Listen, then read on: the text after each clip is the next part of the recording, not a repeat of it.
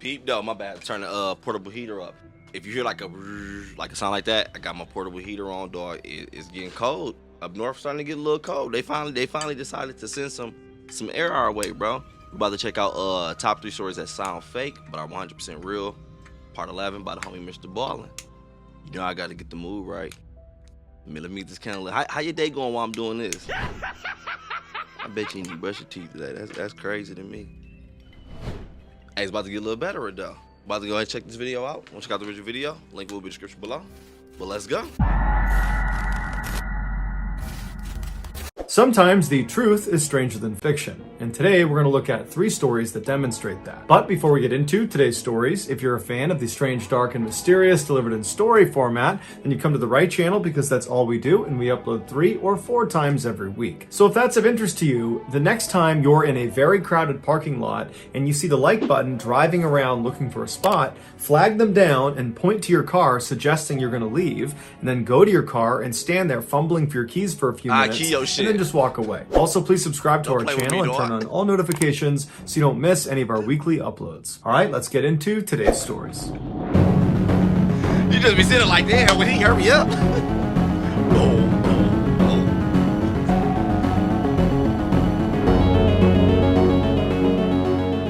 In 1918, during World War I, British soldier Henry Tandy found himself stationed inside of a trench in northern France. By this point, Henry was already considered a war hero, and he would go on to become the most decorated British soldier in World War I. But his awards are not what he is remembered for. On September 28th of that year, after a long day of fighting, Henry was propped up on the edge of his trench looking out towards the German line. It was dark and quiet, and there was mist in the air, and at some point, Henry noticed a figure way off in the distance walking towards him. Henry instinctively raised his rifle, but he didn't pull the trigger. He wanted to make sure who he was shooting was his enemy, because it could be one of their own men who got wounded and was making his way back to the trench. And so Henry's looking down his gun, staring at this guy, waiting to figure out who he is, and after a few seconds, out of the mist walks a badly wounded German soldier, so it is his enemy, but he wasn't carrying a weapon, and he didn't appear to understand he was walking directly into Henry's sights. Henry aimed his rifle right at this German man's heart, but he didn't pull the trigger, and the man just continued to walk directly towards Henry until he got about 30 meters away,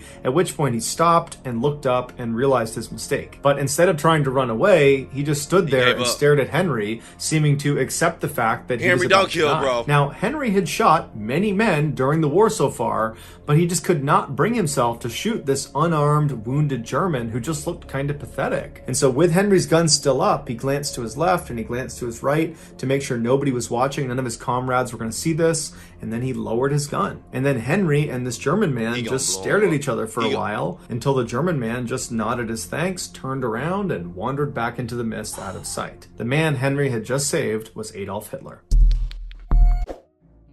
Oh, fuck. Oh, shit. I was speechless as fuck. Oh my God, how do you beat this? How do you beat this story? How do you beat this story? How? Cause Pete, calm down. Whole time I'm like, bro, you at war? You gotta do your job. You gotta do it. But at the same time, I feel bad too. Like, we out, boom, boom. We whooping your ass. And I know where I see you coming at me like you beat up. Like I can tell, like, bro, they stumped you out and everything. It's like, damn, bro, like, man, hey, just get up out of here. That's what you would want to tell him. But the whole time, I was like, what if he on some effed up ish? What if he actually had a bomb, was about to do something? That's what I was thinking too, because I heard stories similar to this, something like that happening. Was this post? Like, was this before or after? I don't want to say you know what. Because, yeah, stop playing with me. Damn. Crazy, dog. My bad for that long stop with them chills, bro. And now I think about it, he did say 1918 because World War I, so it was before everything. That mean you could have prevented it.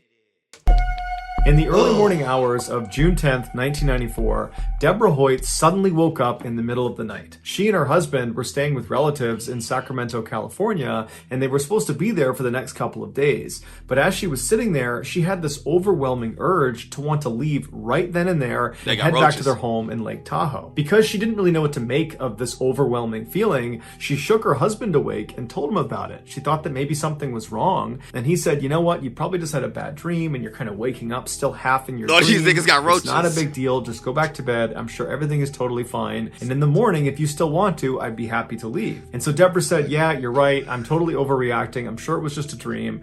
And she laid back down to try to go back to sleep.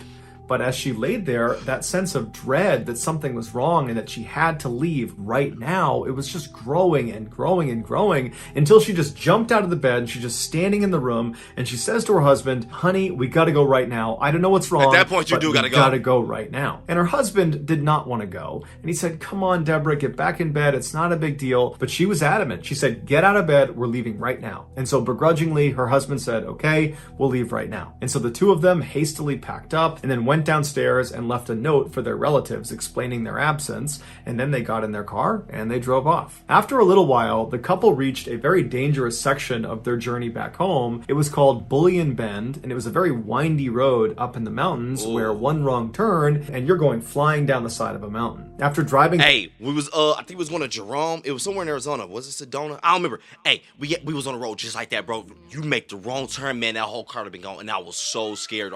Because at the time, I had this Impala with, like, this bad engine.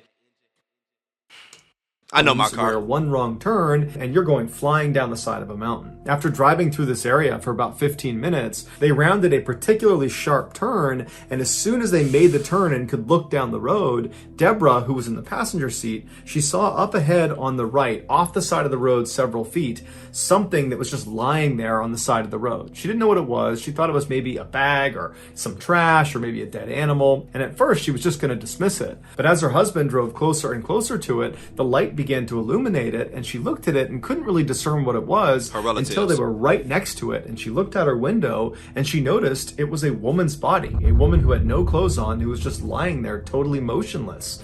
And Deborah immediately turns to her husband and says, honey, I just saw a dead woman on the side of the road. And her husband immediately is kind of panicked and doesn't slow down. He just keeps driving and says, hey, should we stop? Should we turn around? I mean, maybe she's not dead. Maybe we can help her. But Deborah at this point is now terrified, and she's saying, no, keep going. Don't go back. I bet it's a trap. Someone probably put her there, and they're going to lure us in, and they're going to attack us if we try to stop and help her. You know what, honey? You right. That's why I fuck with you. You right.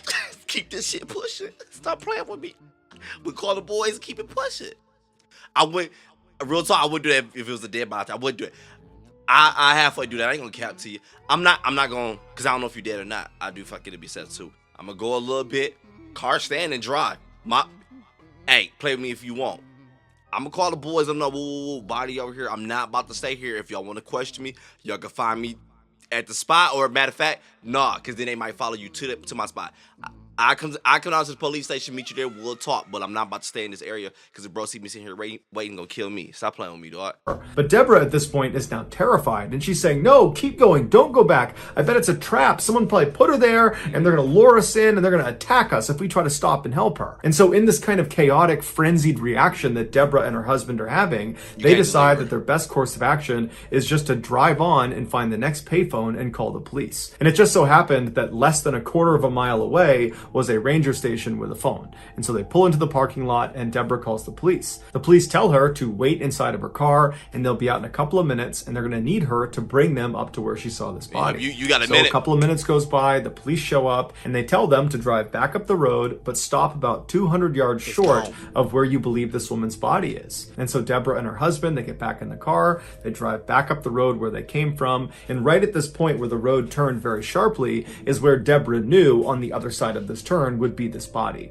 And so they pulled over on the side of the road. The police came up on their side, and they said, yep, right around the corner, you're going to find her lying on the ground on the left side. And so Deborah and her husband are just sitting in the car watching as the police go up, they make that turn, and they kind of disappear out of sight, and then they see their spotlight moving around on the other side of this turn, and so they figure, okay, they're looking for the body. But after several minutes, the police came back down the road, and they stopped next to Deborah's car, and they said, you know what, guys? We didn't see anything up there. There wasn't a body. There wasn't anything out of the ordinary. And Deborah would say to police, I'm not lying. I know what I saw. It was a woman's body right there in front of me. I know it. It's right over there.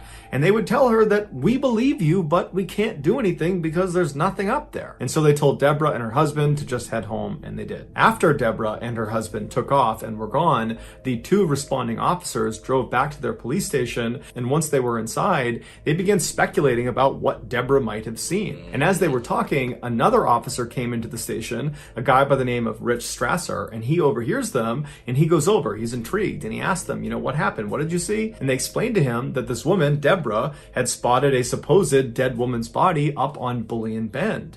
And as soon as he heard Bullion Bend, Rich remembered that just a couple of days ago, they had received a missing person report of a young woman named Christine Skubish and her young son named Nick, who had gone missing, and the last place they had been seen was up on Bullion Bend.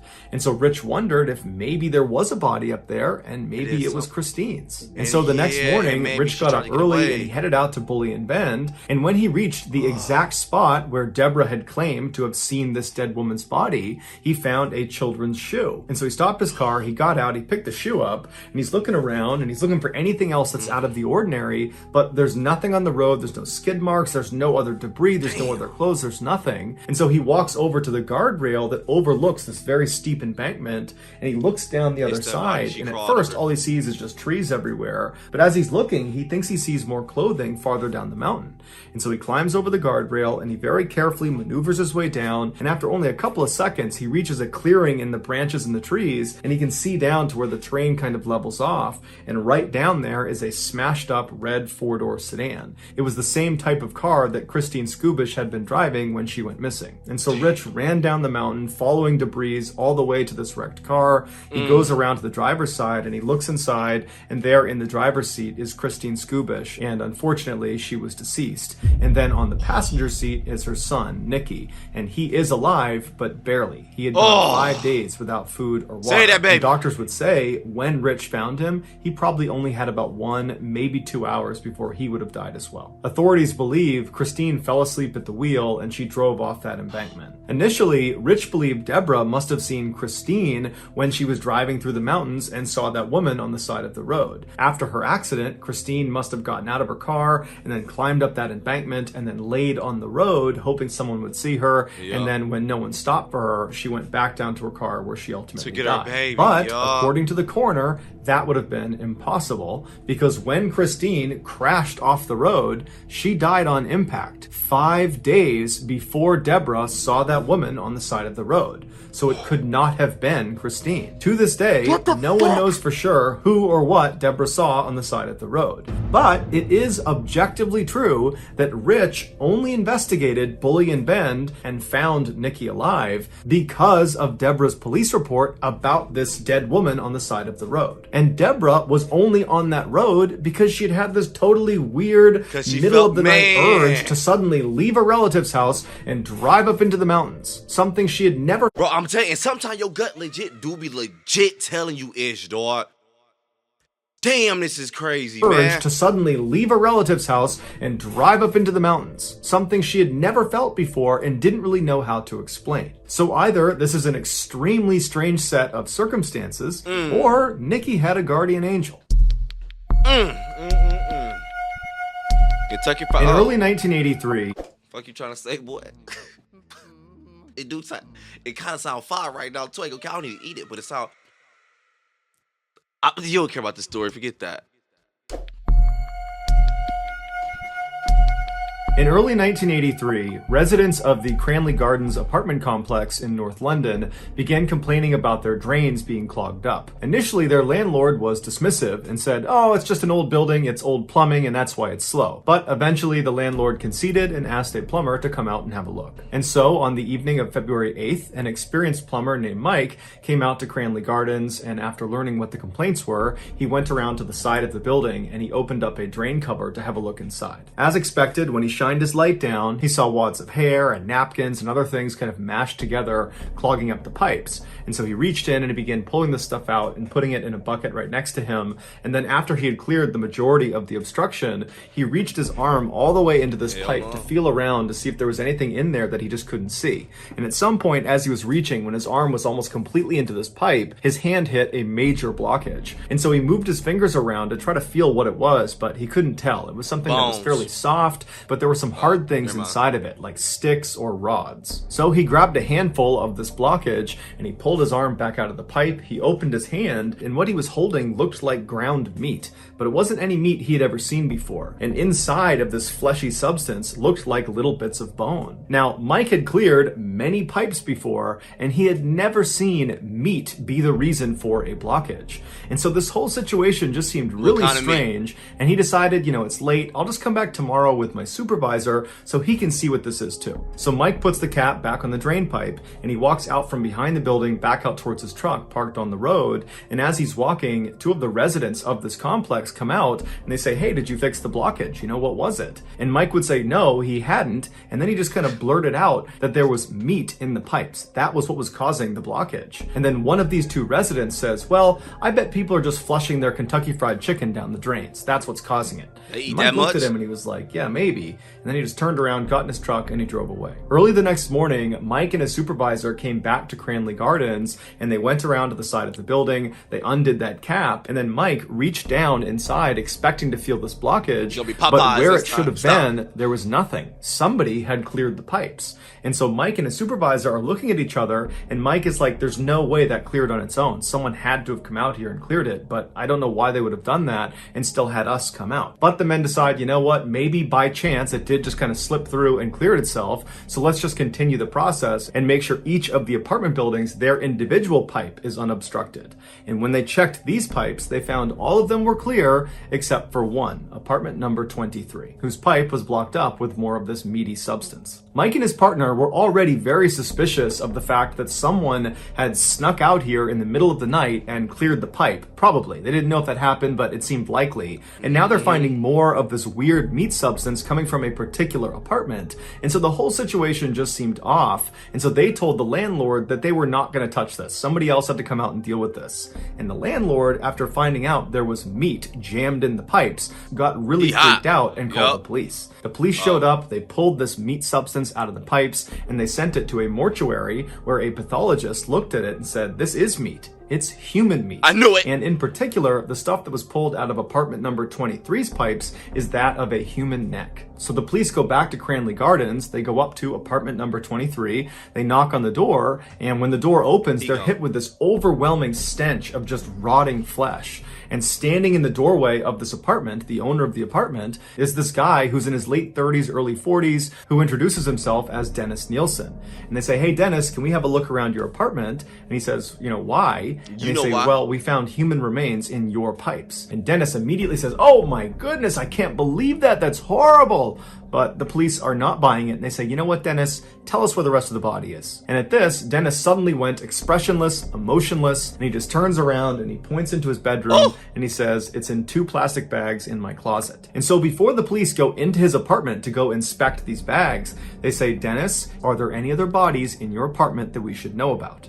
And Dennis sighs and he looks up to the ceiling and says, "Yeah, there's about 15 or 16 here. It's a long story. It goes way back. I'd love to tell it to you, get this off my chest, and I'll do it at the police station." So after Dennis was arrested and brought to the station, he told them his horrible story. It had all started 5 years earlier in 1978 when Dennis was 33. He was at a pub having some drinks by himself when a teenager came into the bar and attempted to buy an alcoholic drink, and he was denied service. And so Dennis pulled him aside and said, "Hey, I'd be happy to give you a drink at my apartment. It's right down the road." And the young man, whose name was Steven, was very excited about this and said, "Great, let's go." Once they arrived back and they were up in Dennis's apartment, the pair had lots of drinks and they were having fun and laughing. And then at some point, the pair climbed into bed together. The next morning, morning, when Dennis got up, his new friend, Steven, was still sleeping right next to him. And he had this sudden, overwhelming sense of dread because he knew as soon as Steven woke up, he would see this as a one-night stand and he would just leave. And rat on your ass. Around and remain friends with Dennis. And Dennis just did not like that idea. He wanted Steven to stay. And so he looked on the ground next to the bed and he saw the necktie that Steven had been wearing was on the ground. And so he got on the ground, he grabbed the necktie, he fashioned it into a noose, and then he climbed back on the bed, got on top of Steven's chest, and he looped the tie around his neck, and then he pulled it as tight as he could. And as soon as it was tight, Dennis would tell police that Steven came alive, and he began reaching for his neck and kicking Dennis as hard as he could, but he just can't get it off. And at some point, Dennis said Steven just seemed to give up. He looked up at Dennis and knew he wasn't going to get this off and that Dennis was determined to kill him. And so Steven just allowed himself to go limp, and then he slouched over. And as soon as that happened, Dennis said he relaxed. But as he's looking at Steven, he realized he wasn't dead. He was just unconscious. And so Dennis goes into the kitchen and he gets this huge plastic bucket and he fills it up with water and he sets it in the middle of his kitchen floor. And then he gets a bunch of kitchen chairs and he lines them up like a table right in front of this bucket of water. And then he drags Steven's body into the kitchen and he lays him on his back on these chairs, but make sure his head is not resting on the chair. His head is kind of dangling off the back of these chairs. And then he grabbed that bucket of water and he slid it right underneath Steven's head. And then Dennis got on top of the chairs, on top of Steven, and then he pressed the young man's face straight down so his head went backwards until his mouth and his nose were under the water. And Dennis held him like that until Steven regained consciousness, but again, he didn't fight it. He knew he was doomed. And after several minutes, the bubbles stopped coming to the surface and Steven was dead. Dennis pulled his victim off of the chairs. He brought him into the living room and he sat him on a chair. And then Dennis went into the kitchen and he made himself a cup of coffee and he smoked some cigarettes. And then, hey, I ain't gonna cap. This is crazy, dog. Hey, you legit, you can't be moving like everybody your friend. You can't, man. When your parents be telling you, don't talk to strangers, dog, for real. They mean that, man. I knew that, man. I don't know why, but that's one that stuck with me like since a kid. Like my parents told me that. And I remember that was one that I wasn't hard-headed. I was like, I understood. I did a goofy move before. Man, goofy, but we ain't about to talk about that. But I always knew, like, man, I ain't about to go with nobody. I remember one time, too. I remember this dude trying to get me to go with him at one point, bro. Talk about how much candy he had at the crib. And I just knew, I'm like, nah, I don't know what was going on. I don't know what could have happened that day, dog. But I just knew. I was like, nah, I'm cool. And we was at a park, bro. Luckily, I was there with my cousins. I was separated at the time. But when I met back up with my cousins, I could tell he kind of was like, all right, forget it, kind of went about his business. But I was like, I'd be thinking about that, like, but what if I would have went with bro? That's crazy. Man. You know what I look like right now?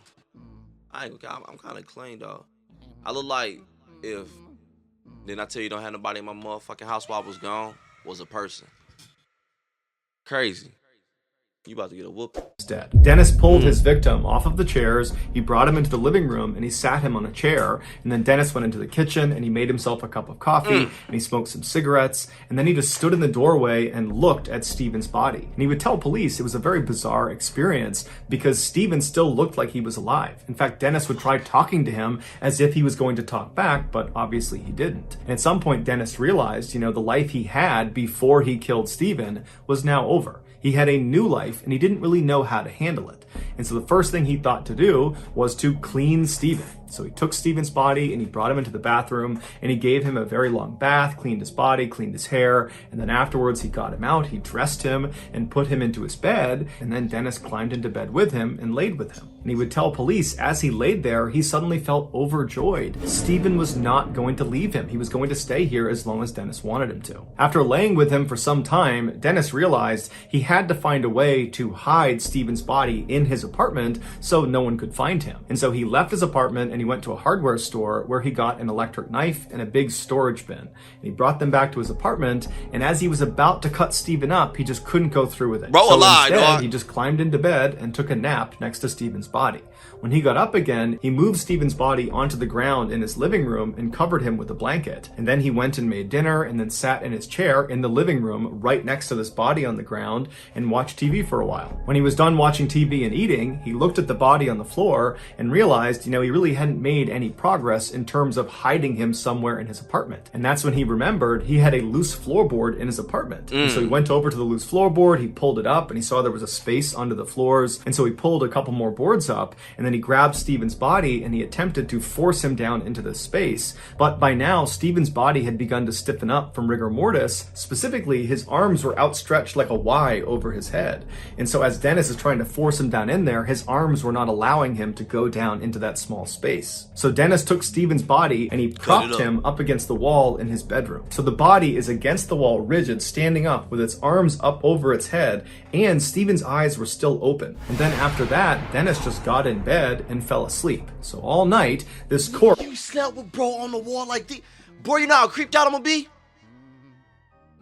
This shit's so damn creepy, dog. Whole time, because he said it was more on the ceiling.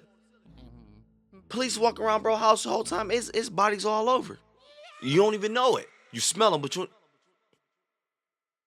This shit's so crazy, and dog. Standing up with its arms up over its head, and Stephen's eyes were still open. Oh, hell and no. then after that, Dennis just got in bed and fell asleep. So all night, this corpse is staring at Dennis in his bed. And then the next morning, when Dennis got up, there was Stephen still up against the wall with his hands in the air looking down at him. Dennis grabbed Stephen's body and put it on the ground, and he began yanking and jerking and pulling on each of Stephen's arms until they were pinned down by his side. And then after that, Dennis started working on his legs and his hips, and he began contorting him until he was small enough that he could pack him down under his floor. And then once he was under there, he just put the boards on top and went about his daily life. And for the next couple of days, he totally forgot about Stephen. But a week after putting him under the floor, Dennis decided he missed Stephen and he wanted to see him again.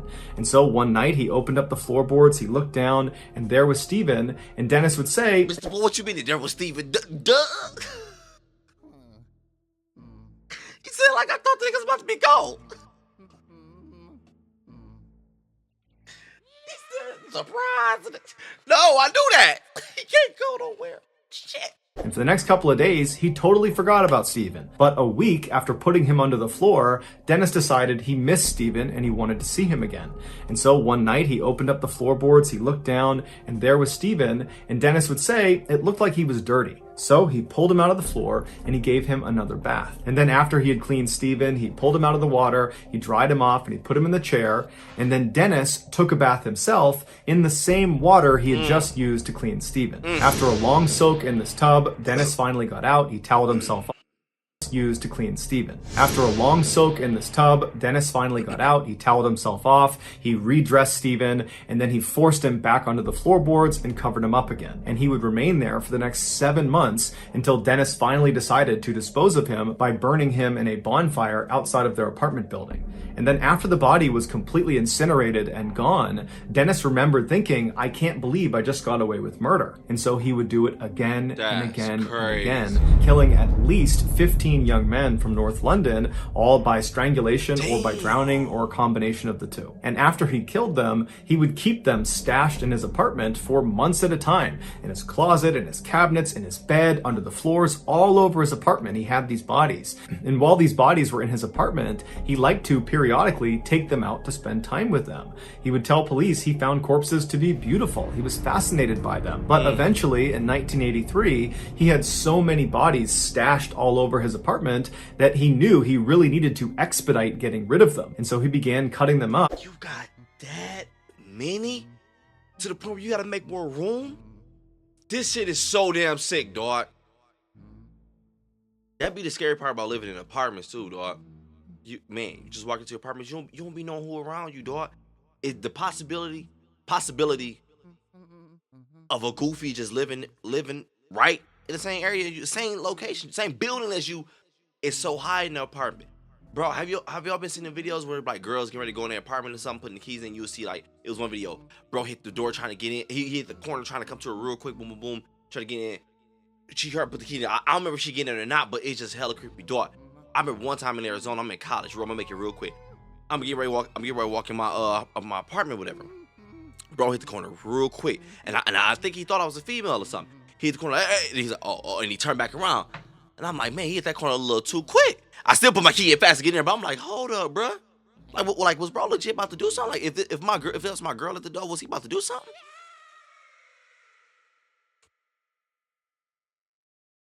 But eventually, in 1983, he had so many bodies stashed all over his apartment that he knew he really needed to expedite getting rid of them. And so he began cutting them up and trying to force them down his drain, which eventually clogged the pipes. And so when Mike the plumber showed up and discovered this meaty substance in the pipes, and Dennis overheard him talking about it, that night after Mike was gone, Dennis had gone outside and attempted to clear the rest of the remains from the pipes. But he wasn't aware there were still remains stuck in the pipe that led to his specific apartment. Dennis Nielsen confessed to killing 15 young men and attempting to kill at least 7 others, and he was sentenced to life in prison. Dennis never showed any remorse, nor did he show any desire to want to be free again. He actually said he deserved to be in jail for what he did. In 2018, Dennis Nielsen would die in prison at the age of 72. So that's going to do it, guys. If you found the secret in today's video, let us know in the comments what it is and where you found it, so give us the timestamp. And if you're the first to do... Well, I must be blind as a bat, because I don't never be seeing them mugs. I be looking. I think one time I saw one of them mugs. Man, this story was so... Bro, the first one alone still got me tripping. Like, he could have took him out. And the crazy part is, naturally, you saying you should have did it. You should have did it. And look, I'm saying that too. But you know what else is crazy? How much stuff we got now from bro. I ain't gonna call him bro. Fuck that. From this, hey, I ain't gonna call him that. Hey, you know how much stuff we got from Goofy though? It's crazy. So it's like if he would have took, damn, the butterfly effect is fucking crazy. My bad, I get excited about stuff like this. If he would have took him out right now, where we at right now would have been totally different. We don't know if it would have been hella better or hella worse. That's crazy to think about. It wouldn't have been the same. It couldn't have been. Think about it. The butterfly, man. That's why in movies, I love when movies and shows do this, when they keep it legit. When people be going back in time and tampering with stuff, you think you doing things good, but when you get back to it, bro, it ain't even what you think. You might not even have the same family. Cause every little thing, every little step, stop playing. Every little thing you do, dog, every little thing that you do, dog. Basically what I'm trying to say is, the decision that you think about it, you sat down to chill and watch me right now, right? If you at this part, you watch me right now, right? Boom. Let's say if you didn't watch me and you did something else that you thought about doing, that alone already is straying your life in a different direction. It's so many simple things you can do that just change the direction of your life, dog. That's why they be like, these decisions you make will affect you. That's why people always ask the question, like, where you see yourself in 5 years, 10 years. We always look at it like, oh, you asked me where I'm gonna work at. No, but when you really think about that question, like what decisions are you making right now? Like, what are you doing? What path are you going down? I don't know if you played Fable. Hey, I love that game on Xbox. Damn, so fire.